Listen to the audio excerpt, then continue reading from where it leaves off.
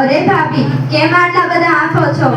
મારે ઉપાસે જવાનું છે. આ મેલની ઓળી ચાલે છે. ઉપાસે પૂજ્ય પંથકુની મહાજ્ઞાની ગુરુદેવ પધાર્યા છે. એટલે મારે જલ્દી ઉપાસે પહોંચવું છે. પણ હું શુકર અપશુકરમાં બહુ માનું છું. અત્યારે જો ઘડ્યું સારું છે, ત્યાં હું જલ્દી ઉપાસે પહોંચી જાઉં. અરે ભાભી, ઉપાસ લઈ જવામાં શું ચોગડિયું જોવાનું? ત્યાં તો ગમે ત્યારે દર્શન વંદન કરવા જવાય. અરે ના હો, હું જ્યારે ઉપાસે જવા નીકળું ત્યારે સ્વાતિ સામે મળે અને તરત જ પૂછે, ક્યાં ચાલ્યા ભાભી? પછી મારે અપશુકન થાય. પછી ઉપાસે જાવ જ નહીં. અરે ભાભી, ઊભા તો રહો, મારે તમારું કામ છે. ક્યાં ચાલ્યા ગયા? ઊભા તો રહો. લ્યો, કર્યું ને અપશુકન.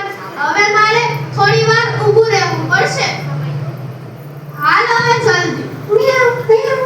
અરે આજે ઉપાસે જવાનું મુહૂર્ત જ નથી. હવે આડિયા બિલાડી ઉતરી. આમાં મારે હવે થોડી વાર બેસવું પડશે.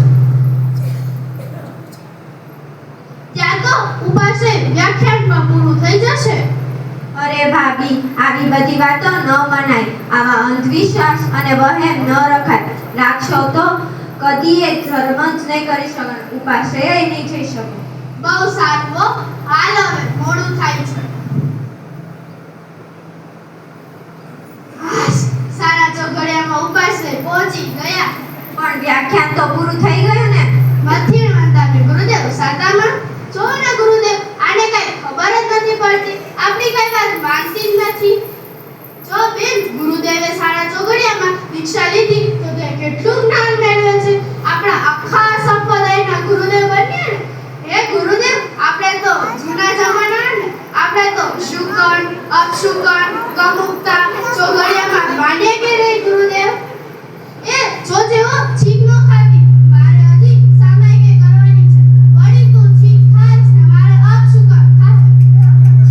લ્યો, કર્યું ને અપશુકન. આમાં મારે સામાયિક કેમ કરવી? અરે ભાભી, ધર્મ કરવામાં આવું કે તેવું ન જવાય. ઓલા ભારતી બેને, વૈશાલી બેને, મનીષા બેને આઈમ્બીલ કર્યા તો એમણે જોયું તું કે આઈમ્બીલ કરવાથી ચોકડિયું સારું હોય તો જ આઈમ્બીલ કરું. તેમણે તો આઈમ્બીલ કરીને કર્મ તોડ્યા અને તમે તો આવું અપશુકન શુકન જોઈને કર્મ બાંધો છો. બહુ સારું હો. મારે તો અમે કરવી જ છે. બેન, તમારે કરવી છે. બેન, તમારે કરવી છે. બેન, તમારે કરવી છે. લે, આ તો 3 થયા. 3 થાય તો ન કરે.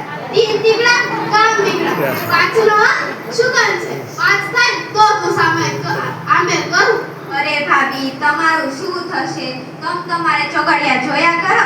હું તો આ ચાલી ગુરુદેવ પાસે આઈમ્બીલના પચકાન લેવા.